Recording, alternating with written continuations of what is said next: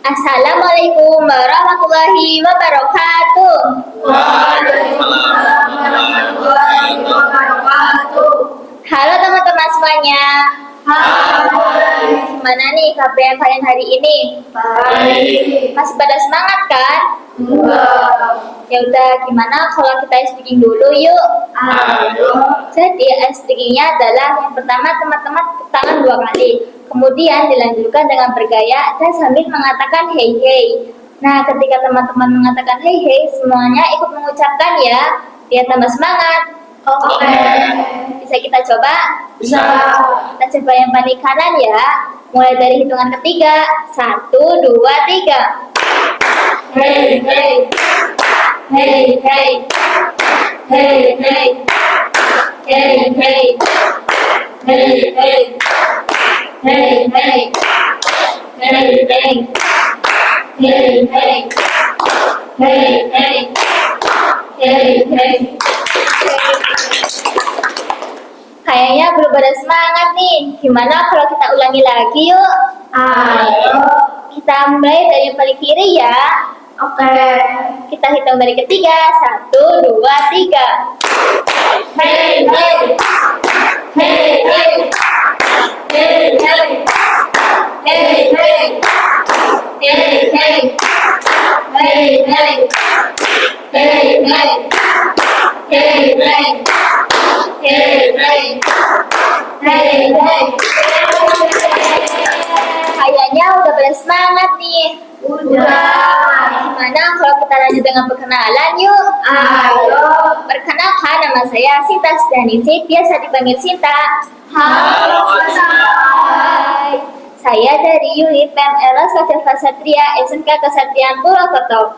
Nah, di sini ada yang tahu nggak nih? Apa sih yang dibawa Kak Sinta? Apa itu? Nah, pada mau tahu nggak nih? Mau. Gimana kalau kita buka sama-sama yuk? Ayo.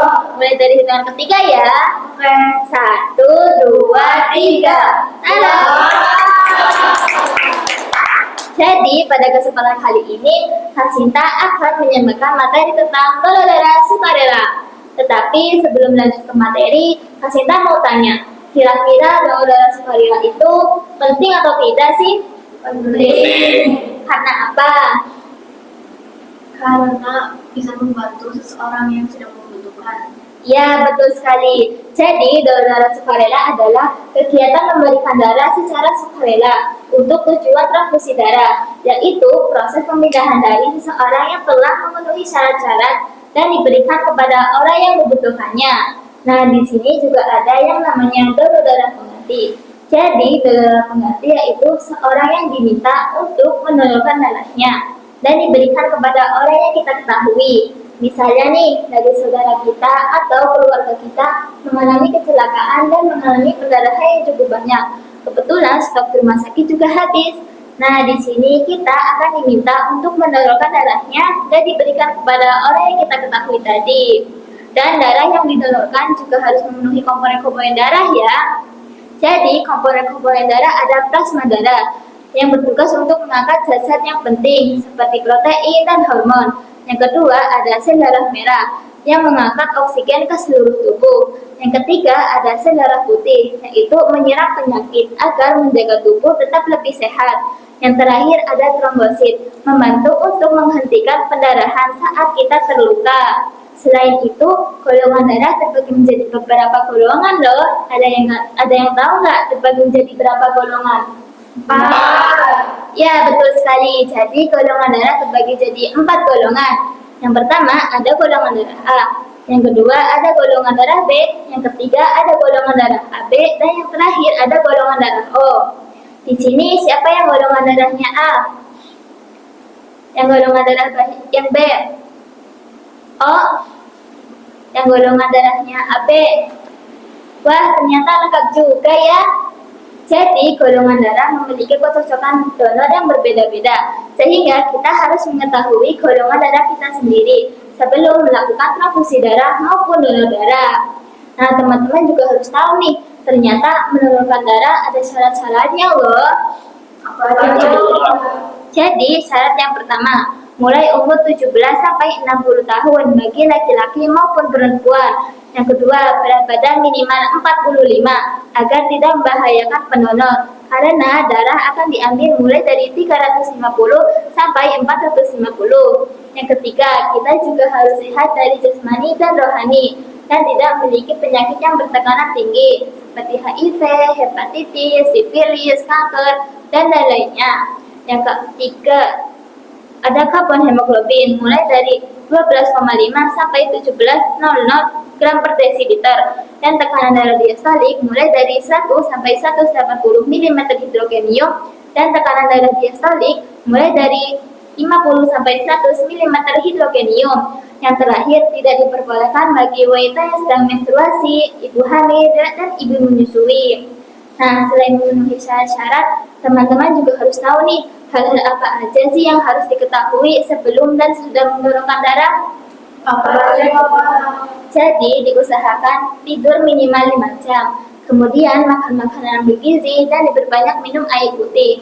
Karena dengan kondisi tubuh kita yang baik, proses pengambilan darah akan terasa lebih nyaman dan aman. Kemudian, bagi yang sedang menurunkan darah, teman-teman bisa mengangkat tangannya kurang lebih dari 30 menit. Kemudian, makan makanan yang bergizi, istirahat 10 menit sebelum melakukan aktivitas apapun, dan diperbanyak minum air putih. Karena itu sangat penting untuk mengganti sel-sel yang baru. Nah, sebelum lanjut ke materi, Kak Sinta mau tanya nih, kira-kira kalau kita menurunkan darah, yang paling beruntung itu yang menerima atau yang mendonorkan ya? Menerima. Jadi jawabannya dua-duanya loh. Karena yang mendonorkan mendapatkan manfaat dan yang menerima darah akan tertolong. Jadi di sini ada manfaatnya nih. Ada yang tahu nggak manfaatnya itu ada apa aja? Jadi yang pertama, mendapat kepuasan batin. Karena dengan mendonorkan darah kita bisa menyelamatkan nyawa manusia. Yang kedua, kesehatan kita menjadi lebih terpantau. Karena sebelum mendonorkan darah, tubuh kita akan diperiksa terlebih dahulu, mulai dari tekanan darah, karbon hemoglobin, berat badan, dan lain-lainnya. Yang ketiga, teman-teman bisa bergabung ke organisasi PMI dan bisa menambah relasi atau teman-teman yang lebih banyak lagi. Kemudian Kak Sinta mau tanya nih, di sini ada yang dari PMR Mula atau tidak? Tidak. Oke, karena tidak ada, barangkali ada yang memiliki saudara atau adik-adik juga bisa berperan sebagai donor darah sukarela loh, dengan cara yang pertama menjaga pola hidup bersih dan sehat. Yang kedua, mengajak keluarga atau teman-teman untuk peduli terhadap donor darah sukarela. Yang ketiga, belajar berbagi dan menolong sejak dini. Kemudian bagi teman-teman PMR Madya nih juga bisa berperan sebagai donor darah sukarela dengan cara yang pertama mengajak masyarakat atau keluarga untuk bercita-cita sebagai donor darah sukarela. Yang kedua, mengadakan poster atau souvenir tentang donor darah. Yang ketiga, mengikuti kegiatan sosial di lingkungan sekitar. Kemudian bagi teman-teman PMR Wira nih, tentunya sudah bisa memenuhi syarat-syarat pendonoran darah ya. Jadi bisa berperan menjadi donor darah sukarela. Yang kedua, mengadakan kampanye di sekolah. Yang ketiga, mengikuti kegiatan sosial di lingkungan sekitar. Yang terakhir, mengajak masyarakat untuk peduli terhadap donor darah sukarela. Nah, dari sini nih, dari teman-teman mungkin ada yang ingin bertanya, gimana sih menjadi donor darah sukarela? Jadi, caranya tuh gampang banget loh. Yang pertama, calon pendonor darah datang ke unit transfusi darah yang terdekat. Yang kedua, calon pendonor darah diminta untuk mengisi formulir yang berisi tentang identitas dan riwayat kesehatan. Yang ketiga, akan ada petugas yang memeriksa kesehatan kita, mulai dari karbon hemoglobin, berat badan, dan lain-lainnya, dan memastikan apakah telah memenuhi syarat-syarat pendonoran darah. Yang keempat, pengambilan darah dilakukan oleh asisten yang telah berpengalaman, sehingga pengambilan darah terasa lebih nyaman dan aman. Kemudian yang terakhir, teman-teman akan diberikan kartu donor sebagai bukti telah mendonorkan darahnya. Bagi teman-teman yang sering mendonorkan darah nih, bukan hanya mendapatkan donor darah loh, tetapi akan mendapatkan penghargaan. Ada yang tahu nggak penghargaan dimulai dari mana? Jadi penghargaan dimulai dari Sweet Seventeen ketika kita berumur 17 tahun. Kemudian 10 kali pendonoran akan mendapatkan penghargaan dari UDD, dan yang ke-25 kali pendonoran akan mendapatkan penghargaan dari Ketua PMI.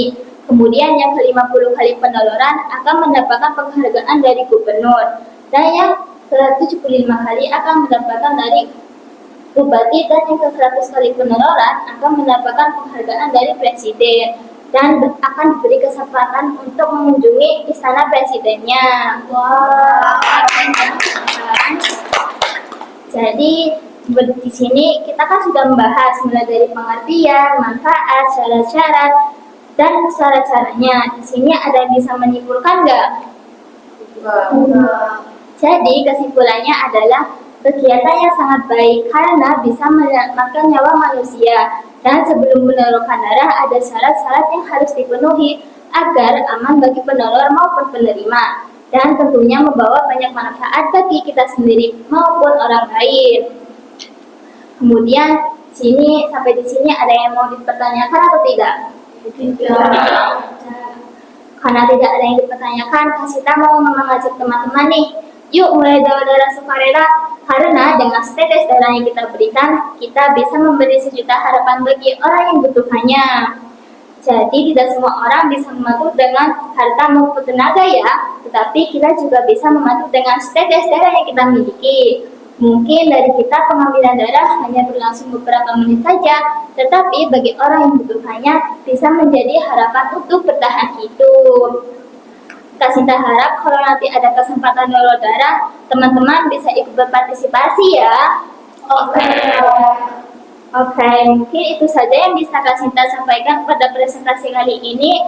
Terima kasih telah mendengarkan dengan baik dan sesama. Semoga bermanfaat bagi kita semuanya ya.